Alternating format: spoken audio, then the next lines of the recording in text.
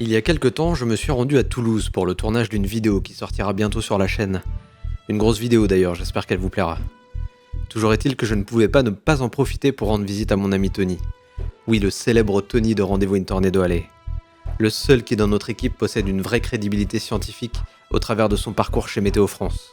Avec Tony, on aurait pu discuter de 1000 choses concernant les orages, et d'ailleurs on l'a fait hors micro, surtout qu'on était fin juin, encore dans l'euphorie d'une période orageuse assez dingue. Mais pour que l'épisode ne dure pas 4 heures, j'ai décidé de restreindre la conversation à cet outil indispensable du chasseur d'orage, le radar. On est parti pour le 5e épisode de 6000 de Cape.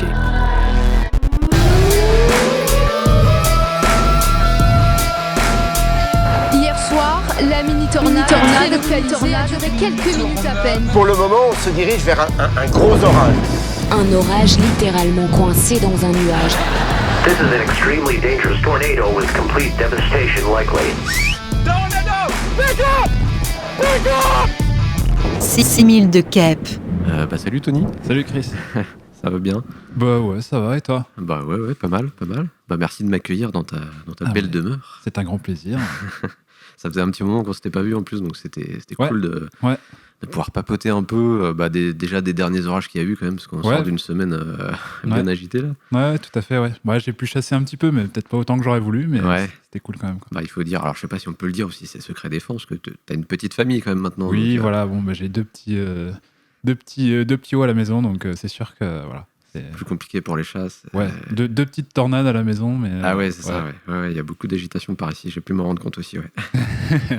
Ouais, le sommeil de Chris en a pris un coup aussi. C'est ça.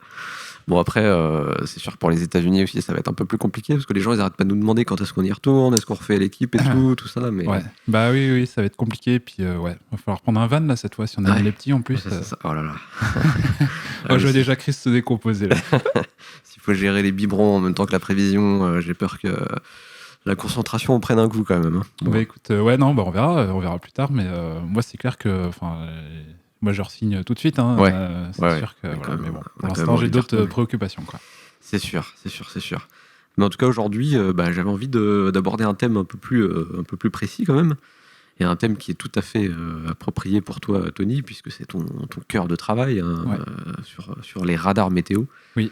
Les radars qui sont quand même le truc qu'on utilise le plus en chasse. Hein, c'est vraiment l'outil indispensable. Ouais. C'est un outil en plus qui parle à tout le monde quand même les débutants peuvent comprendre assez facilement ce que ça représente et peuvent s'aider de ça pour se diriger vers les orages. Mais c'est vrai que toi tu travailles de façon bien plus intense dessus. Peut-être on peut le préciser pour les gens qui ne sauraient pas que tu es ingénieur à Météo France. Oui. Tu as été prévisionniste pendant pas mal d'années avant et ensuite tu as fait une thèse donc il y a un peu plus d'1 an, c'est ça? Oui, ça fait 1 an et demi là, ouais. Que tu as fait ta soutenance. Voilà. Et ça parle de radar, il me semble. Oui, tout à fait, ouais. Ça parle de radar, ouais. Donc, donc j'ai été, comme tu disais, j'ai été prévisionniste avant la Ajaccio pendant 6 ans, et puis envie de titiller un peu la recherche aussi, et du coup je me suis lancé dans les études d'ingénieur là. Ensuite, j'ai passé le concours interne, pour évoluer un peu, et puis dans la foulée, j'ai fait une thèse, quoi. Et donc, sur les sujets qui étaient qui étaient présentés, il y avait justement un sujet sur le radar, quoi. Et moi, c'est vrai que ça m'a toujours attiré un peu cette technologie-là, parce que comme tu le dis, pour un chasseur, c'est un outil hyper précieux. Donc, forcément, ça suscite beaucoup d'intérêt. Et donc, le sujet pour moi, il était, c'était celui-là, quoi. Même si, évidemment, ça touchait pas directement à la convection. Et voilà. Et au cours de cette thèse, si je ne m'abuse, t'es parti d'ailleurs au Colorado aussi pour bosser sur toutes ces questions-là. Alors, c'était même pas pendant la thèse, en fait, c'était juste à la fin des études. Donc, généralement, en école d'ingénieur, il y a toujours un stage de fin d'études. Ouais. Et ce stage-là, en fait, c'était pour moi l'opportunité d'aller le faire un peu où on voulait, quoi. Disons qu'on a la chance d'être fonctionnaire et tout, donc quand on se présente, quand on frappe à la porte d'un labo pour faire un stage et qu'on leur dit nous on est déjà payé, forcément ils ouvrent grand les portes, donc là je me suis dit allez, il faut en profiter, il faut aller aux États-Unis, quoi. Donc c'est pour ça que je suis parti dans le Colorado. Ouais. Et donc justement tu peux nous en dire plus sur ce stage là-bas, dans quelle équipe t'as atterri, qu'est-ce que t'as fait exactement? Alors je suis parti au NCAR. donc dans l'équipe qui travaille sur la convection, hein, c'est l'équipe M-Cube, comme ils l'appellent là-bas. Et donc avec Rich Rotunio, donc, qui est un éminent scientifique, hein, très proche de la retraite. Enfin, je dirais même qu'il a sûrement passé l'âge d'être à la retraite, mais passionné. Mais il est tellement par son... passionné qu'il reste. Voilà. Il lâche pas le truc, quoi, et je peux le comprendre. Et il a fait énormément de publis en dynamique des fluides sur les tornades et tout. Et puis j'avais pris contact avec lui, je me suis dit pourquoi pas. Et en fait, il m'a proposé du coup un sujet sur les tornades, quoi. D'accord, ok. Donc là-bas, t'avais bossé plus sur les tornades. Ouais. Parce qu'ils ont des radars mobiles, il me semble, au NCAR. Alors, au NCAR, pas forcément. Au NCAR, ils font beaucoup de recherche, de modélisation et tout. Mais après, par contre, il y a un labo aussi, le labo de Josh Werman, qui est aussi à Boulder et qui, eux, ils fonctionnent avec des radars mobiles, qui déploient un peu partout sur différentes campagnes. Voilà. D'accord, ouais, c'est ça. Je confonds un peu les deux, en fait. Mais je sais qu'il y a beaucoup de monde qui bosse là-bas à Boulder. Ouais, parce qu'il y a aussi donc il y a le NCAR, il y a ce labo, et puis en plus, il y a la NOAA aussi qui est implantée là-bas, quoi. Donc c'est un peu un hotspot aux États-Unis de la météo, quoi. C'est lié au fait que c'est une zone particulièrement intéressante au niveau climatique, avec cette fameuse dépression de Denver qui peut créer des orages et des tornades. Je sais pas. Sûrement que le labo de Josh Werman s'est probablement installé là-bas pour ces raisons-là, parce que c'est beaucoup plus facile de déployer les radars mobiles lorsqu'on est à proximité de la zone d'intérêt, quoi. Ouais, c'est ça. Ouais. Mais après, les deux autres, que ce soit le NCAR ou le NOAA, je sais pas. À mon avis, c'est peut-être aussi le cadre de vie et puis la position centrale un peu aux États-Unis. Qui a peut-être aidé à cette implantation-là. Mais franchement, je ne sais pas quelles étaient les motivations premières de l'implantation à Boulder, quoi. En tout cas, toi, tu as passé donc 6 mois là-bas, c'est ça ? Ouais, quasiment, ouais. Et toi, tu as bien aimé cet endroit Ouais, c'était chouette, ouais. C'était chouette à différents points de vue. Évidemment, déjà, le stage en lui-même, quoi. Enfin, j'ai rencontré des gens dont on a l'habitude juste de voir le nom sur une publi. Voilà, donc c'était quand même fabuleux, quoi, de travailler avec Rich. De voir aussi Uwe Bluestein, c'était quand même super, quoi. Donc il y avait le cadre déjà de travail qui était vraiment exceptionnel, et puis l'environnement aussi qui est super chouette, quoi. Donc Boulder, c'est vraiment au pied des Rocheuses, et donc d'un côté on a la montagne, quoi, qui monte à plus de 4000 mètres, quoi, et puis de l'autre on a la vaste plaine qu'on aime tous tant, là, avec ces orages incroyables, et voilà, donc c'est au carrefour de deux environnements vraiment très particuliers et vraiment super, quoi. Et en plus, tu avais eu un petit peu le temps de chasser quand même, alors peut-être pas autant que tu aurais voulu, mais... Ouais, j'avais eu le temps un peu de chasser, ça c'était cool. J'avais trouvé, au NCAR, il y a du monde qui part chasser un petit peu, donc j'avais réussi un peu à m'intégrer avec un petit groupe, là, et on était partis quelques fois, quoi. Et d'ailleurs, hasard des chasses, c'était rigolo parce que on était partis sur une chasse dans le Kansas et on avait croisé qui ? C'était nous, c'était Bibi. C'est quand on y était en 2016 avec. J'étais en duo avec Vincent cette année-là. Ouais.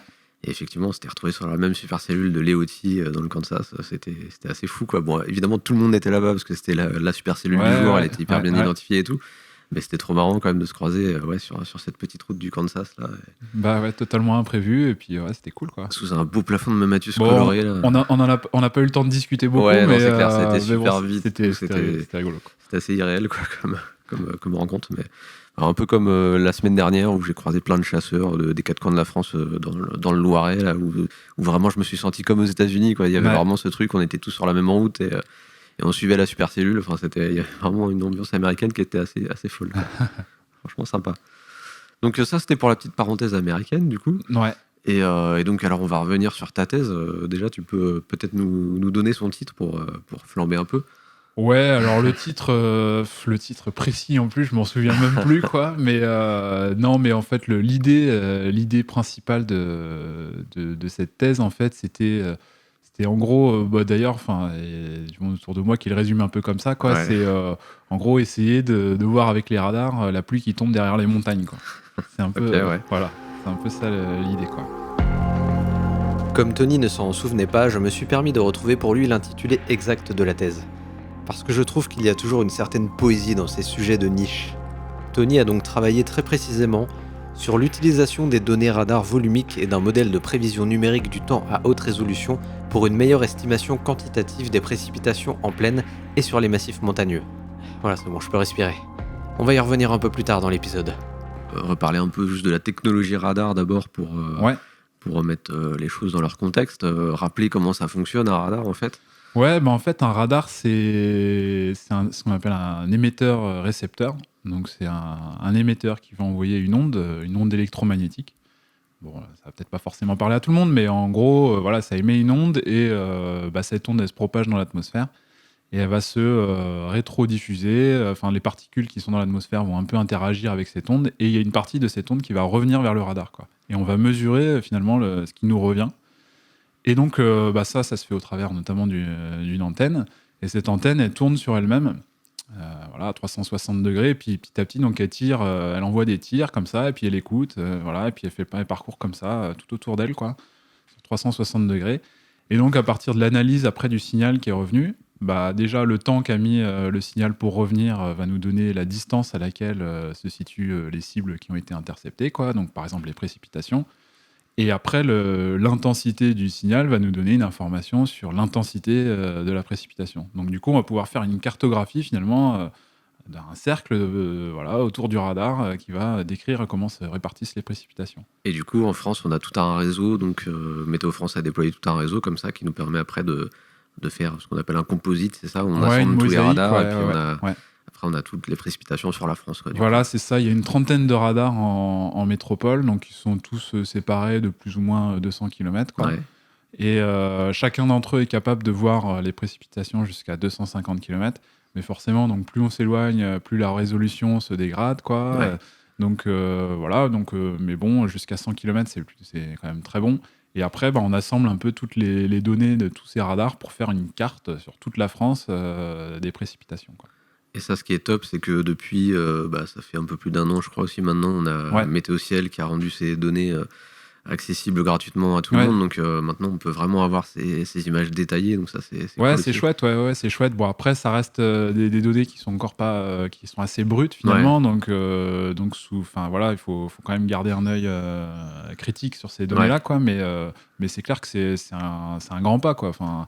Moi, quand je repense à ce qu'on regardait il y a 10 ou 15 ans, t'as fait des vidéos là-dessus, vous raconter un peu ton parcours de chasseur. Et c'est vrai que quand on voit les outils qu'on utilisait à l'époque, aujourd'hui, avoir le radar dans la voiture, du luxe, surtout réactualiser toutes les 5 minutes, quand même. Il y a des époques où c'était réactualisé tous les quarts d'heure, et puis... il y avait un gros décalage en plus. Mais moi j'ai encore souvenir de ces images de cartes de foudre là, de Wetter Central où tu avais des croix et tu avais une croix par 50, je sais plus, c'était 50 km et puis dès que tu avais ta croix violette, t'étais c'est génial, quoi. Mais tu savais pas vraiment ce qu'il y avait dessous. On a franchi un autre pas, mais c'est cool, quoi, ça permet plein de choses et c'est super, quoi. Comme tu disais, donc c'est vrai qu'il faut prendre ces données avec un petit recul critique parce que effectivement, donc on balance ces ondes dans l'atmosphère, mais elles réfléchissent sur d'autres choses que la pluie ou... il y a plein de choses. Il y a déjà les cibles qui peuvent être interceptées. Donc, il y a de la pluie, mais il y a plein de choses. Il y a de la grêle aussi. Et déjà, le signal, il va pas se comporter de la même façon. L'onde, elle va pas se comporter de la même façon que s'il rencontre de la grêle que de la pluie. Donc, l'intensité qui va revenir va pas forcément être la même. D'ailleurs, on le sait tous plus ou moins que quand c'est de la grêle, le signal qui va revenir, il est plus fort. Ouais. Donc, on a des réflectivités, des intensités plus fortes qui ressortent. Et puis après, il peut y avoir plein d'autres choses, quoi. Il peut y avoir des avions, même des fois, on peut voir on peut voir des bateaux, on peut voir des insectes, on peut voir énormément de choses, quoi. Il y a aussi les nuages de chauves-souris, non, des choses comme ça. Surtout aux États-Unis, je sais que ça sort assez souvent. Il peut y avoir des migrations d'oiseaux. On peut voir énormément de choses, quoi. Et puis aussi, en fait, il y a quelque chose qui est assez particulier avec le radar, c'est la géométrie, en fait. On a tendance un peu à l'oublier, mais ce qu'on voit sur une image radar, c'est pas les précipitations au niveau du sol, quoi. Parce que le radar, pour pouvoir notamment s'affranchir des obstacles qu'il y a autour, il peut pas tirer à l'horizontale, quoi. Donc s'il tirait à l'horizontale, il risquerait, je sais pas, de rencontrer des arbres et tout. Donc déjà, il y a un léger angle pour pouvoir passer au-dessus, quoi. Et puis en plus, il y a la rotondité de la Terre. Alors évidemment, on s'en rend pas compte. La Terre est ronde, je le rappelle. on s'en rend pas compte voilà, quand on regarde à l'horizon, mais en fait, quand on sur des longues distances, là, parce que le faisceau, il va quand même jusqu'à 250 km, bah là, c'est plus négligeable du tout, quoi, la rotondité de la Terre, quoi. Et C'est-à-dire du que coup, plus on s'éloigne du radar, plus on est haut par rapport au sol, quoi. voilà. Moi, je Alors pense que que- même si on a tiré à l'horizontale, quoi, Ouais. même si on imaginait que le radar tirait à l'horizontale, bah de toute façon, le faisceau, il montrait quand même. Ouais, Quoi. forcément. Voilà. Ouais. Et du coup, bah voilà, le faisceau radar, il peut se retrouver même avec des angles très faibles de tir. Je sais pas, 0,5 degrés par exemple, ça peut paraître très faible, mais le faisceau radar, il peut se retrouver à 3-4 km d'altitude, à 200 km de distance, quoi. Donc voilà, donc déjà, il faut avoir ça un peu en tête, quoi. Ouais. C'est-à-dire que près du radar, bah oui, le faisceau, il est proche du sol, mais dès qu'on s'éloigne, et bah, la géométrie, elle change et on est beaucoup plus loin. Et en plus, le volume qui est exploré par le faisceau, parce que le faisceau, en fait, il s'élargit aussi, le faisceau radar. Donc, en fait, le volume qui est mesuré, qui nous revient, il est énorme, quoi. Donc voilà, il faut avoir un peu toujours ça en tête, quoi.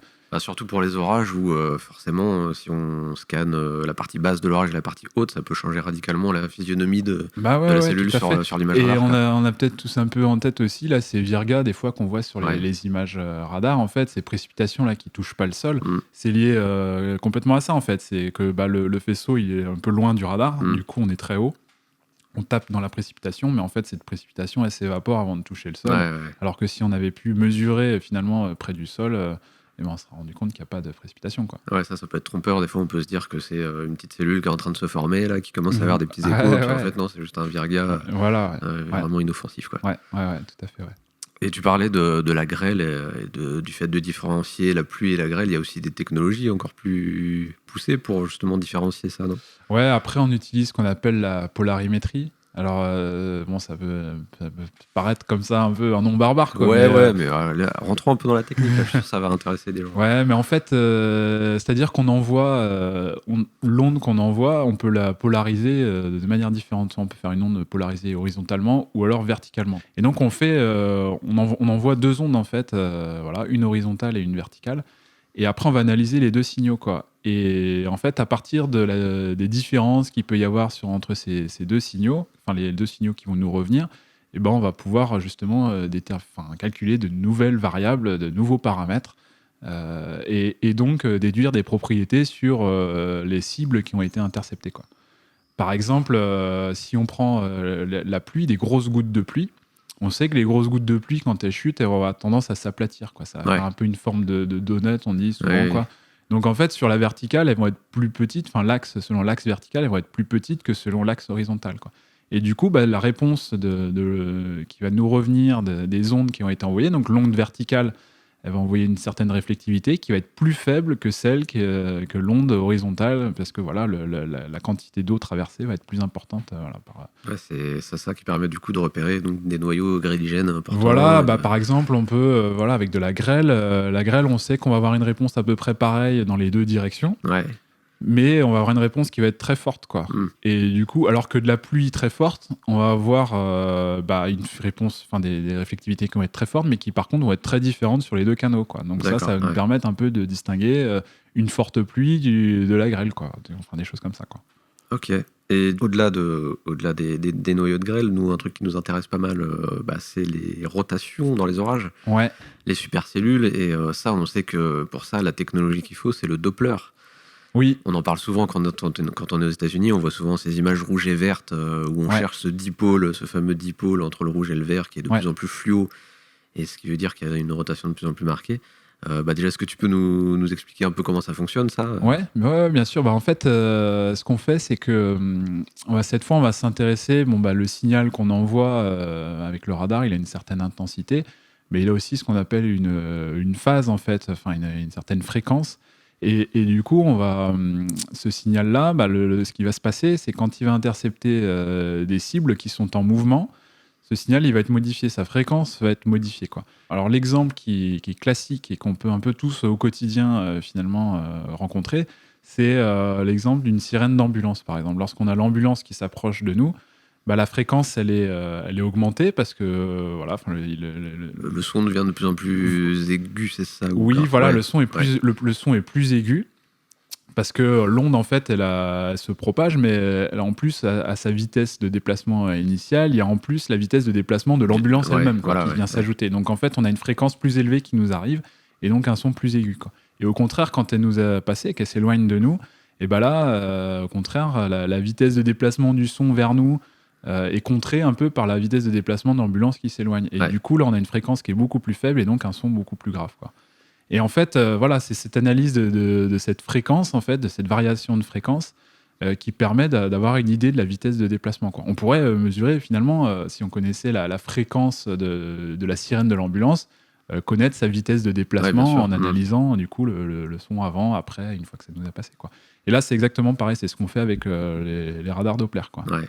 Et du coup, ça veut dire que sur l'image radar, on a d'un côté les précipitations qui s'éloignent du radar et de l'autre celles qui se rapprochent, en fait. Alors, le truc, c'est qu'on a une idée de la vitesse, mais toujours dans la géométrie du radar, quoi. Et le radar, lui, il regarde que dans une direction. On sait que si ça se rapproche ou si ça s'éloigne du radar. Ouais. Et d'où ce côté, un peu les couleurs rouges et vertes, comme tu disais, ou voilà, enfin, le côté ça se rapproche ou ça s'éloigne.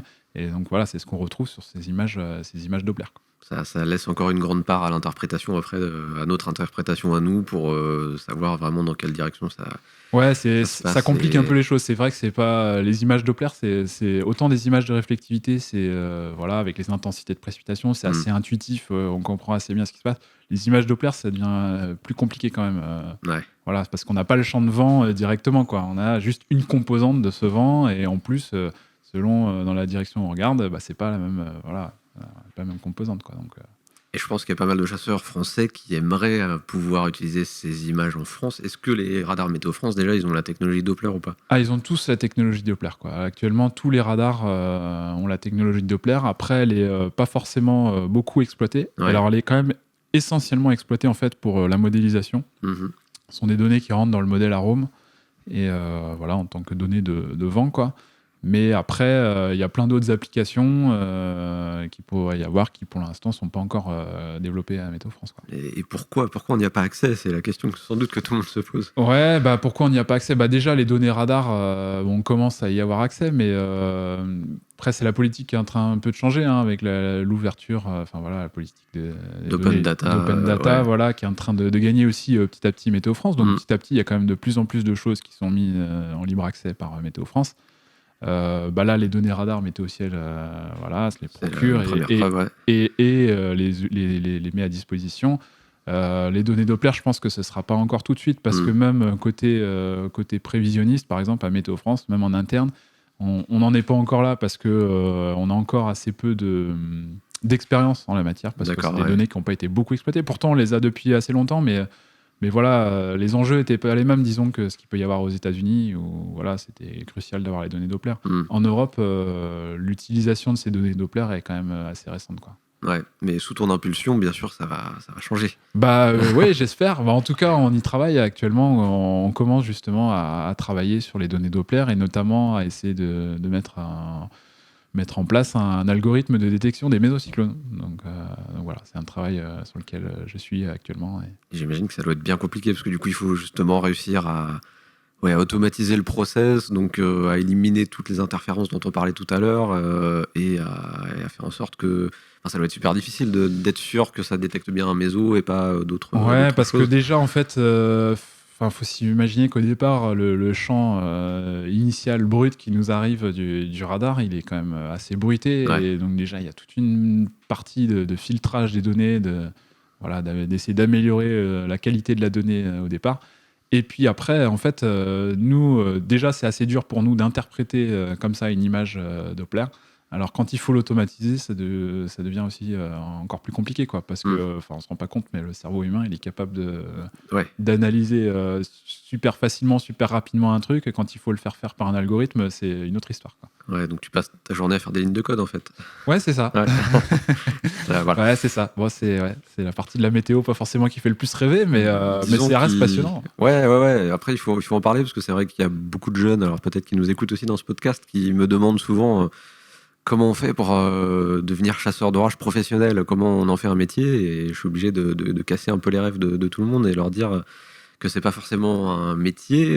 C'est difficile d'en vivre, hein. Moi-même, je n'en vis pas, hein. C'est une passion à côté de mon vrai travail dans l'audiovisuel. Et à la rigueur, le métier qui s'en rapproche le plus, ce serait le tien, qui est de travailler dans la recherche sur ces questions, sur les orages, Ouais. etc. Mais Donc, du coup, ça se passe devant un ordinateur. Ouais, c'est ça. Voilà, hein, c'est un travail de bureau, quoi. Et même toi, quand tu vas chasser, bah, c'est en dehors du boulot, quoi. C'est en Ah oui, dehors oui, des horaires. c'est clair. C'est clair. Après, c'est une autre façon de vivre sa passion, mais c'est génial aussi. Hein. C'est génial Oui, aussi. bah, ce qui est cool, c'est que tu as à disposition des outils hyper avancés que Ouais. nous, gens du bas peuple, nous n'avons pas. et justement, toi, tu les vois, les images Doppler, tu as la chance Oui. de les voir. Bah tu oui, les oui, as tout vus à sur fait. des Ouais. cas hyper intéressants. Bah ouais, J'imagine ouais, que tu les as regardés un petit peu sur la semaine qui s'est écoulée. Là. Ouais, j'ai regardé quelques cas, ouais, j'ai regardé quelques cas. Bah oui, c'est clair, on voit les mésocyclones et tout. Et non, mais c'est super intéressant. Je me souviens d'ailleurs enfin, c'était pas forcément une image Doppler, mais je sais que tu avais sorti les images radar précises de la tornade d'Étampes que j'avais Ouais. filmée l'année dernière, ouais. Ouais. Et que c'était hyper intéressant parce qu'on voyait bien qu'il y avait donc un outflow, donc un courant de densité qui Ouais. sortait d'autres orages plus à l'est et qui Ouais. était venu interagir avec la cellule que moi je filmais et que c'était très probablement ça qui avait donné la tornade. Oui, bah, c'était les données brutes là, que j'avais ressorties. Et ouais, c'est sûr que c'est un petit privilège justement de pouvoir voir ces données brutes, ouais, c'est clair. Donc ça veut dire que ouais, en France, on a aussi la techno Doppler, mais est-ce qu'il y a quand même des différences entre les radars américains et les radars français ça fonctionne pas pareil ou... Non, grossièrement, ça fonctionne à peu près pareil. Après, c'est le traitement de la donnée qui varie beaucoup, quoi. Mais nos radars, ils sont tout aussi performants. Alors, je parle des radars du réseau opérationnel, hein, pas Ouais. des radars mobiles qui peuvent avoir des résolutions beaucoup plus fines et tout ça, quoi. Mais après, sur le réseau opérationnel, concrètement, on a à peu près les mêmes technologies hein, actuellement, donc il n'y a pas de différence majeure. Et là, par contre, il n'y a pas de projet de faire des radars embarqués chez Météo France sur des camions. Non, après, il y a ponctuellement sur des campagnes de mesure, il peut y avoir un déploiement, voilà, mais non, il n'y a pas de projet parce que les enjeux sont pas du tout les mêmes. Enfin, il faut quand même garder les pieds sur terre, voilà. Mais et puis on a un réseau qui couvre super bien le territoire, quoi. Aux États-Unis, il y a encore des coins qui ne sont pas couverts par les radars. Ouais, c'est dans vrai. les Rocheuses, il y a des vastes territoires qui ne sont pas couverts par les radars. Bah justement, ça nous ramène un peu au sujet de ta thèse, si je dis pas de bêtises, puisque Ouais. parce que voilà, l'interprétation des données en montagne, c'est enfin, en tout cas la couverture, la qualité de la couverture radar en montagne, c'était. Bah oui, tout à fait. Bah, c'est un peu la motivation de départ du sujet de thèse quoi, Ouais. que j'ai fait, c'est que bah voilà, on a des radars nous qui sont implantés en montagne. Hein. Il y a eu tout un projet, le projet Rythme, qui a permis d'installer des radars en montagne, notamment dans les Alpes, des radars qu'on appelle radars Bandix. Donc en gros, c'est la bande de fréquence quoi. Alors ces radars, ils sont bien parce qu'ils sont pas coûteux, ils sont faciles à la structure pour les installer, ils sont plus légers donc ils sont plus faciles à installer. Par contre, après, c'est plus difficile parce que c'est des bandes de fréquences et qui sont, par exemple, très soumises à l'atténuation par les précipitations. Ouais. C'est-à-dire que si on a des précipitations intenses à un endroit donné, bah, on va avoir du mal à voir le signal, il va être fortement atténué. Et du Ça coup, va on masquer ce qu'il y a derrière. Ouais, ça va masquer ce qu'il y a derrière, quoi. Donc ça va, voilà. Disons que voilà, il y a du pour, du contre pour ces radars-là, quoi. Mais c'est le choix qui a été fait justement d'implanter ces radars en montagne. Et le problème aussi, auquel on est confronté en montagne, du coup, c'est les masques qu'il peut y avoir liés au relief, quoi. Ouais. Donc, bon, les radars, ils sont quand même implantés sur des Sur les sommets, quoi, ouais, bien forcément. sûr, mais malgré tout, il peut toujours y avoir des masques, quoi. Et puis en plus, du coup, le faisceau, il est très haut, quoi. Donc, si déjà on a un radar, par exemple, le radar du Moucherotte là au-dessus de Grenoble, il est déjà presque à 2000 mètres d'altitude. Déjà, donc notre faisceau au départ, il est à 2000 mètres d'altitude. Ouais. Donc la précipitation, il a le temps de se passer plein de choses avant qu'elle arrive dans la vallée à Grenoble, quoi. Et il peut pas scanner vers le bas, du coup. Non, il il pourrait en pratique, quoi, mais après, pour des questions de sécurité aussi, ça se fait pas trop, quoi. D'accord, ouais. Et puis, de toute façon aussi, on serait bloqué à un moment ou à un autre par le relief, ouais, par d'autres reliefs, voilà, et il y a d'autres vallées qu'on verrait pas, qui seraient plus loin, donc voilà, du coup, c'était un peu le but un peu de cette thèse, c'est de se dire, qu'est-ce qu'on peut faire finalement pour essayer de reconstruire un peu la précipitation sous le faisceau radar, quoi. Et alors, il y a des techniques qui ont déjà été un peu éprouvées, hein, qui sont utilisées, qui font du tour radar, où en fait, on va essayer de reconstruire un profil type sur tout le domaine radar. Parce que le radar, donc on a dit qu'il parcourait un certain angle, Ouais. mais en fait, il le fait à plusieurs angles, on Oui, fait c'est plusieurs ça, ouais. tours, quoi. Enfin, on fait un angle à 0,5 degrés, comme je disais, mais on va en faire un autre après à 1 degré, tout ça en 5 minutes, on va en faire 6 ou 7 éventuellement scans différents, quoi. D'ailleurs, c'est pour ça qu'il faut un certain temps pour réactualiser à chaque fois le radar, c'est que il doit faire tous ces petits tours à tous ces différents Exactement, zones, ouais. Donc on fait vraiment une exploration volumique de la précipitation, quoi. Ouais. Et donc on peut avoir une vision un peu volumique justement du champ de précipitation. Et donc ce qu'on peut faire, c'est de se dire, on va reprendre toutes ces données-là, quoi, de tous les tours d'antenne, machin, et puis on va en construire un profil vertical de précipitation, quoi, moyen, quoi. Mais évidemment, c'est un modèle très simplifié. Et du coup, c'est pas forcément satisfaisant. Encore moins en montagne où on a une variabilité spatiale de la précipitation qui est encore plus forte que ce qu'on peut avoir en plaine, quoi. Ouais, Donc là, l'idée, c'était de se dire, est-ce qu'on pourrait pas faire mieux et faire finalement une estimation de ce profil adapté à chaque vallée, à chaque sommet, enfin voilà, à chaque point du domaine radar, quoi. Et pour ça, le choix là, il a été fait de s'appuyer sur les données de modélisation. Donc sur ce qui est prévu, en fait. Voilà, sur ce qui est prévu. Alors l'idée, c'est quand même d'être au plus proche de ce qui est analysé plutôt par le modèle, quoi. Et justement, voilà, d'essayer d'extraire les profils de précipitation prévus par le modèle, mais voilà, au plus proche de l'analyse, quoi. Donc, c'est-à-dire que tu prends donc les données analysées et tu y ajoutes une partie de ce que le modèle avait prévu pour cette échéance-là, en fait. Voilà, en fait, donc l'idée, c'est de prendre donc de prendre les données d'observation et de dire, voilà, nos données d'observation, elles sont incomplètes dans leur partie basse, près du sol, quoi. Et là, l'idée, c'est de faire intervenir justement le modèle pour reconstruire ce qui se passe en bas, quoi. Et donc, on va regarder, en fait, plus précisément, ce qu'on va faire, c'est qu'on va... nous, on a différentes élévations avec le radar. Donc, sur un pixel donné, on va dire, on peut avoir autant d'informations sur la réflectivité qu'on a parcouru d'élévation. Donc, on peut avoir, 6, 7 valeurs de réflectivité pour un pixel, mais qui sont à des altitudes très différentes, quoi. Donc, on a un peu une esquisse de profil de précipitation, quoi. Et ce qu'on va faire, c'est qu'on va aller regarder dans le modèle, essayer de trouver dans un certain voisinage le profil de précipitation qui ressemble le plus à ce qu'on a observé, quoi. Du moins à cette partie de profil qu'on a, on va essayer de regarder dans le modèle, de se retrouver un peu ce même truc, quoi. Et une fois qu'on aura ça, on se dit ok, voilà, on a notre profil, on a identifié dans le modèle où est-ce qu'il se situe ce profil, et on va l'utiliser justement pour extrapoler la précipitation jusqu'au sol et voir ce qui se passe justement dans la partie basse du profil, quoi. Ouais, d'abord on a vérifié qu'on avait bien la même chose que ce que prévoyait le modèle, et comme ça on extrapole grâce à ça la dernière partie qui nous manque sur le. Voilà, c'est ça. Donc ça permet par exemple dans le cas des cas de virga par exemple, le radar lui il a vu que des précipitations, admettons, parce que le faisceau il était haut, voilà.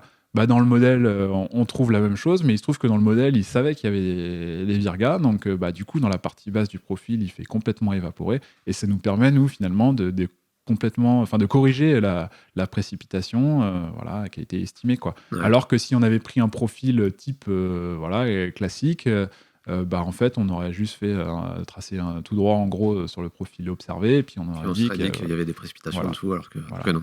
Voilà, exactement. Donc c'est un peu l'idée, quoi. Ouais. Et du coup, alors c'est peut-être pas forcément ce sur quoi tu as travaillé, mais est-ce que c'est pas envisageable aussi d'utiliser des données climato, c'est-à-dire que il me semble que dans les vallées montagneuses, il y a souvent des schémas qui se répètent selon les directions des vents et tout ça. Donc peut-être que c'est possible d'utiliser des données passées pour alors ça c'est déjà fait par le passé, justement pour estimer ce profil type un peu de précipitation. Ça c'est aussi fait justement avec des données climatologiques, quoi. D'accord. Mais c'est il n'y a pas une situation pareille, quoi. Et du coup selon le flux, comment il est orienté, ça va pas se comporter pareil. Il y a des vallées qui vont être fennées, d'autres qui vont pas l'être. Et du coup ça devient très complexe. Donc là l'idée c'était vraiment de profiter un peu de toute la dynamique et toute la physique qu'il peut y avoir dans le modèle pour déterminer un profil qui est à chaque fois adapté à la situation et au point qu'on regarde, quoi. Oui, ton idée est meilleure de toute façon, ça c'est oui, évident. Évidemment. Et ça va être appliqué du coup, ça, parce que tu as bossé dessus en thèse, mais après faut encore il y a un autre pas à franchir. C'est clair que ça a montré quand même de bonnes choses, hein. On a publié des articles là-dessus, quoi, et les résultats sont plutôt bons. Après il y a tout un travail d'optimisation à faire, notamment sur le temps de calcul et tout, parce que c'est quelque chose qui est super coûteux, quoi. D'aller regarder en chaque pixel, de faire un traitement par pixel et d'aller regarder dans le modèle tous les pixels autour, c'est hyper coûteux, quoi. Donc il y a tout un travail encore d'optimisation à faire, mais il y a des projets là, en tout cas on a un projet de continuer et d'essayer de le mettre en opérationnel quoi, plus tard. Ouais. On parlait il n'y a pas si longtemps du problème de la 5G avec les satellites, que ça pouvait interférer avec les satellites. Ouais. Il y a ce même souci avec les radars ou c'est pas du tout les mêmes fréquences utilisées? Non, c'est pas trop les mêmes fréquences, on reste quand même un peu en marge, mais ouais, c'est clair qu'avec les satellites, ça pose de gros problèmes, hein, et je sais pas si ces questions d'ailleurs ont été résolues encore, Ouais. mais je sais que il y avait un gros risque pour la météo de perdre toute une quantité finalement d'informations.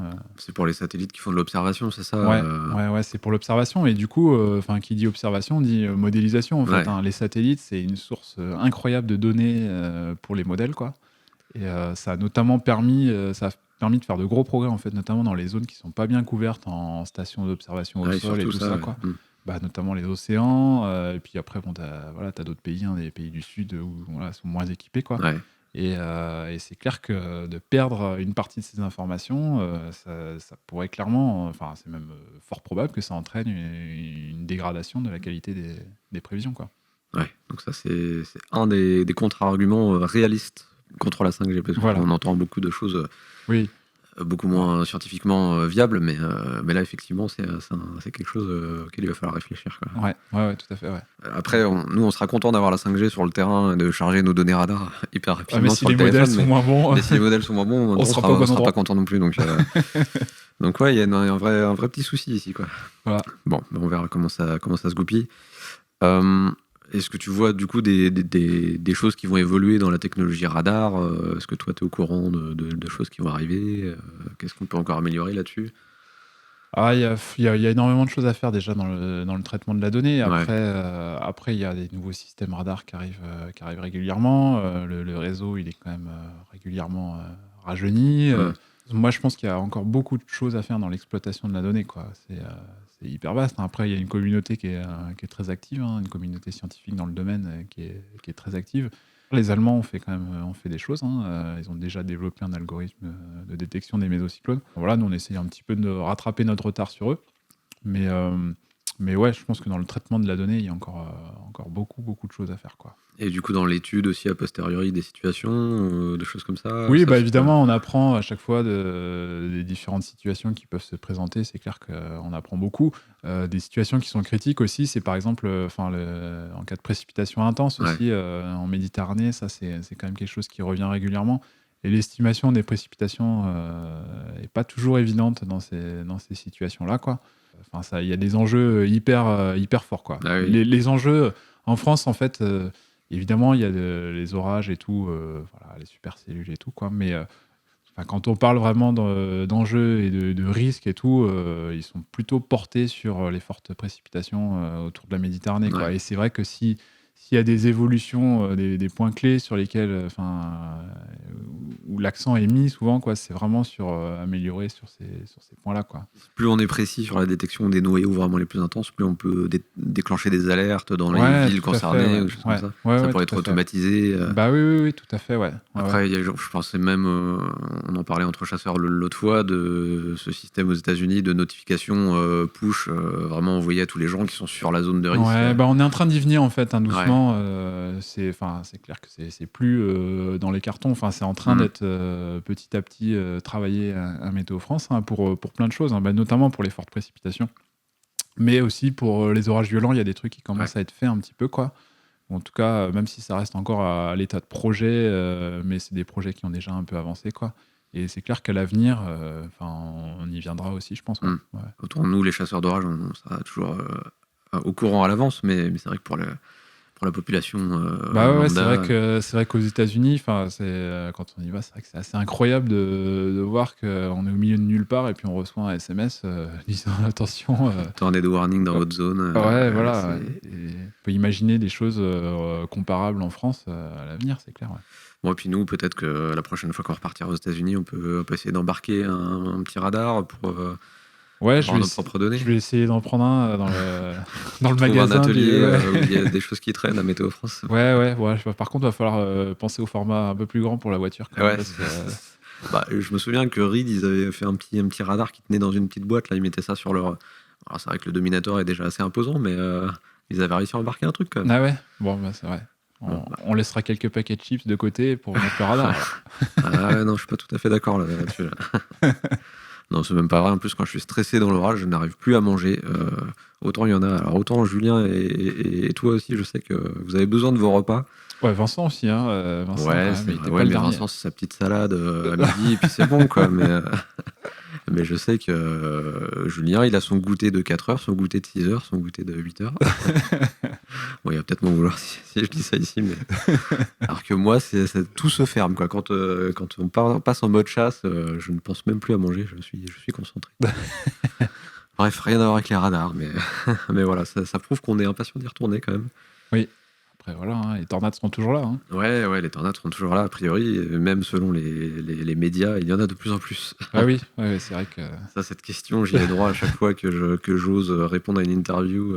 Voilà, j'ai eu droit l'autre soir, et c'est vrai que moi, ce que je dis à chaque fois, et je pense que tu seras d'accord avec moi, c'est qu'on ne sait pas, en fait, si vraiment il y a une augmentation des phénomènes violents, enfin, en tout cas, en ce qui concerne les orages et les tornades. Bah non, on sait pas. On sait qu'il y a de plus en plus de smartphones et de gens qui filment tout ce qui passe, et notamment les orages, quoi. Ouais. Donc, voilà, du coup, on en voit de plus en plus, mais je pense qu'on a assez peu de recul sur le sujet. Et sur les stats que font Kyronos, en termes de tornades, en tout cas, il n'y a pas vraiment d'augmentation, et même sur ces dernières années, ça a été plutôt calme. Donc, Oui, et puis en plus, on n'a pas de... Ouais, on suppose qu'il y aura plus de phénomènes violents, mais après, de dire est-ce qu'il y aura plus de tornades ou pas, là, ça devient très compliqué, quoi. Ok, bon, en tout cas, on a balayé plein de choses, on a scanné un peu le monde des radars, si je puis dire. C'est ça. Et c'était hyper intéressant d'en parler avec toi. Je sais pas si on peut suivre tes publications, si vraiment il y a des gens qui sont à fond dans le truc et qui ont envie d'aller plus en détail dans ce sur quoi tu travailles. Est-ce qu'elles sont publiées ? Il y a une publication. Il y a aussi mon manuscrit de thèse pour ceux qui veulent aller encore plus loin. Quoi. Donc, on pourra filer les liens. Je pourrais mettre le lien en description du podcast pour ceux que ça intéresse. Voilà, et puis, je sais pas. Après, il y aura peut-être d'autres publications qui sont faites, notamment sur les mésocyclones et tout. Mais voilà, faut encore attendre. C'est encore in progress. Quoi. Donc, d'accord. Okay. Ouais, j'imagine que c'est pas mal de boulot. Je veux bien te croire. Ouais. Donc, voilà. Mais ça avance. Ok. Et puis je pense qu'on aura l'occasion peut-être de refaire un podcast sur d'autres thèmes, de la recherche sur les tornades, enfin sur ta période aux États-Unis. J'imagine que tu as étudié plein de choses hyper intéressantes aussi. Ouais. Ah oui, c'était cool. J'ai appris plein de choses. Ouais, ça, on pourra en parler une autre fois parce que sinon je pense que là ça va durer 4 heures. On va s'arrêter là sur les radars, mais en tout cas merci d'avoir pris de ton temps précieux. Pour qu'on puisse discuter de ça. Et puis, si vous avez des questions à poser, n'hésitez pas à commenter le podcast. Et je pense que Tony surveillera tout ça et qu'il pourra tout à fait, répondre un peu plus en détail s'il y a des choses qu'on aurait oubliées. Oui, ça sera avec plaisir. Ok, écoute, merci encore Tony. Et puis à la prochaine pour un autre épisode de 6000 de Cape. Allez, salut. Salut à tous.